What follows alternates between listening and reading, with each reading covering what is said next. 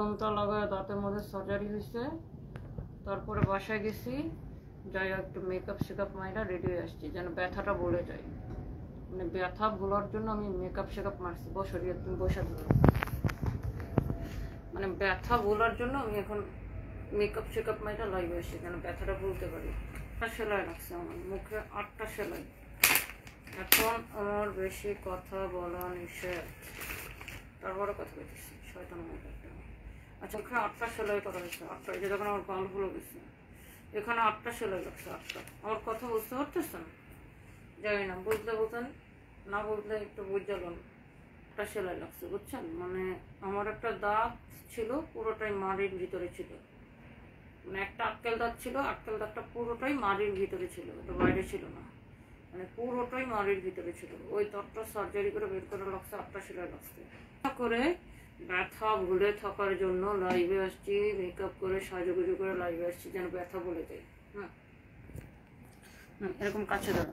আমি এমন একটা মানুষ, আমার মন খারাপ থাকলেও আমি সাজুগুজু করে শাড়ি পরি, শরীর খারাপ থাকলেও সাজুগুজু করে শাড়ি পরি। কারণ শাড়ি পরলে মনও ভালো হয়ে যায়, শরীরও ভালো লাগে, সবই ভালো লাগে। সো আমার হচ্ছে, আমার একটা দাঁত ছিল, মানে একটা না, আমার 4টা হয়েছে, যে আক্কেল দাঁত আছে 4 দিকে। এখন একটা দাঁত হচ্ছে খুবই খারাপ অবস্থা ছিল, ওটা মাড়ির ভিতরে ঢুকে, মানে এটা পুরোটাই মাড়ির ভিতরে ছিল হাড্ডির সাথে। সো ওটা মাড়ি কেটে ওটা সার্জারি করে বের করে সেলাই দেওয়া লাগছে। ওই দাঁতটা পুরো বের করে ফেলে দেওয়া লাগছে, কারণ আক্কেল দাঁতটা পুরোটাই মাড়ির ভিতরে ছিল। সো এটা আমাকে অনেক পেন দিত, এই জন্য হচ্ছে যে, আচ্ছা যাই হোক, ওটা বাদ দেন। আমি আপনাদের সাথে কথা বলতে আসছি, তাহলে আমি ব্যথা ট্যাথা সব বলে দেবো। এই 4টা আইসক্রিম ড্রেস আপনাদেরকে দেখাবো। উঠি।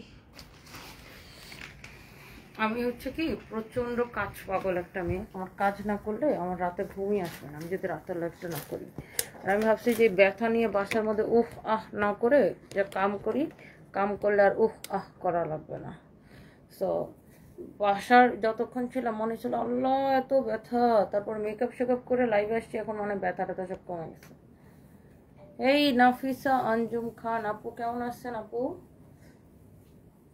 আপনাকে আমার এত ভালো লাগে, আমি আই ক্যান্ট এক্সপ্লেন। আপনি অনেক ভালো একটা মেয়ে, এত কাজ করেন মানুষের জন্য, থ্যাংক ইউ। সো আমারও এরকম দাঁত চামড়ার ভিতর আছে কয়েক বছর যাবৎ, আর বের করে ফেলেন। এই দাঁতগুলো খুব পেন দেয়। আমি একে মাড়ির ভিতরে থাকলে আমারও এমন ছিল, অল্প একটু করে দাঁত দেখা গেছিল। হ্যাঁ, এই জন্য তো সার্জারি করে হাড্ডি কেটে দাঁত বের করা লাগছে। শুক্লা ঘোষ দিদি, আমি না আইসক্রিম খাইতে পারি না, কারণ আমি কোনো ঠান্ডা জিনিস খাইতে পারি না। আমার একটা ছোটোবেলা থেকে ঠান্ডার সমস্যা আছে। ঠান্ডা জিনিস কিছু খাইলে, ঠান্ডা জিনিস খাওয়া তো দূরের কথা, আমার যদি ঠান্ডা বাতাস লাগে আমার গাল ফুলে যায় ভিতরে। আমার টনসিলের একটা সমস্যা আছে ছোটোবেলা থেকে, এই জন্য আমি জীবনে ঠান্ডা পানি, ঠান্ডা কোনো কিছু আমি জীবনে খাই না। ঠান্ডার একটা জন্ম, মানে আমার একটা ছোটোবেলা থেকে একটা ঠান্ডার সমস্যা আছে, আমার কানের মধ্যে বাতাস লাগলে ঠান্ডা লেগে যায়। সো আমি এই জন্য কোনোদিন জীবনে ঠান্ডা কোনো কিছু খাই না, জীবনে ঠান্ডা পানি খাই না, জীবনে না। যত গরম পড়ুক আমি নর্মাল পানি খাবো, জীবনে ঠান্ডা পানি খাবো না। তো আবালগুলোর সব কিছু নাটকই মনে হবে, অনেক নাটক। Get out. আরএম তালুকদার, আপনাকে অনেক পছন্দ করি, কোনোদিন মুখ ফুটে বলতে পারি না, অনেক পছন্দ করি, অনেক বললাম। RM Talukdar, thank you so much. ইনশাল্লাহ একদিন দেখা হয়ে যাবে। এই সেলাই কেটে গেলে অসুবিধা হবে, কোনের ওষুধ খেয়ে ঘুমানোর চেষ্টা করো মা। শুক্লা ঘোষ, হ্যাঁ কথা একটু কম বলবো এখন। দেখেন এটা হচ্ছে